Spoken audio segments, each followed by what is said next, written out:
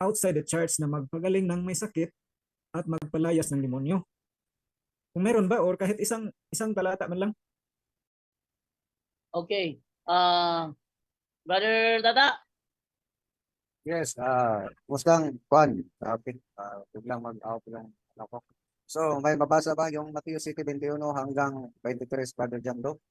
Okay, 7:21 ni Mateo hanggang 23. Ganito po ang ating mababasa po sa naturang talata. Sabi ay ganito. Hindi lahat ng tumatawag sa akin, Panginoon, Panginoon, ay papasok sa kaharian ng langit, kundi ang mga taong sumusunod sa kalooban ng aking Ama na nasa langit. Sa araw ng paghuhukom, marami ang masasabi sa akin, Panginoon, hindi po ba't sa iyong pangalan ay nangaral kami, nagpalayas ng mga demonyo at gumawa ng mga himala? Ngunit sasabihin ko sa kanila, hindi ko kayo kilala. Lumayo kayo sa akin, kayong mga gumagawa ng kasamaan. So, ibig sabihin, hindi kilala ng ating Panginoon Jesus. Yun ang pag-ngaral sa pangalan ng Panginoon, napagaling ng may sakit, naggawa ng mga milagro, nagpalayas ng demonyo, gawa yun ng Kristiyanos, di ba? Gawa yun ang true redemptive mission ang ating Panginoon Jesus na ibinigay niya sa kanyang mga apostol, mga alagad. Pero bakit hindi niya kilala ang naturang mga taong yun na yung ginawa nila, katulad yun ng ginawa ng mga apostol. Pero kung patuloy natin 24-26, Brother Jando. 24 hanggang 26. Okay, so tuloy natin sa 24. Sabi ganito. Kaya't ang bawat nakikinig at nagsasagawa ng mga salita kong ito ay may tutulad sa isang taong matalino na nagtayo ng kanyang bahay na ang pundasyon ay bato. Umulan ng malakas, bumaha at binayo ng malakas na hangin ang bahay na yun. Ngunit hindi nagiba sapagkat nakatayo yun sa bato.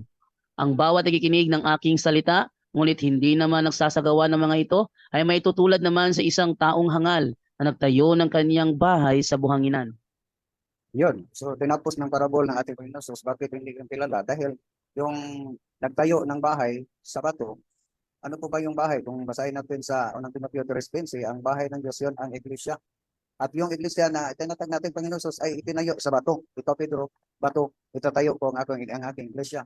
Yung mga nagtayo ng kanilang bahay nandyan sa buhangin, so sino ba yun? Hindi na yun iglesia na tatag natin Panginoon Jesus dahil nandyan sa buhangin, hindi sa bato. So, yun, brother, na may kapangyarihan naman sila pero limited. Pero yun, hindi kilala ng ating Panginoon Jesus pagdating ng final judgment. Okay, Bro Tatsuki?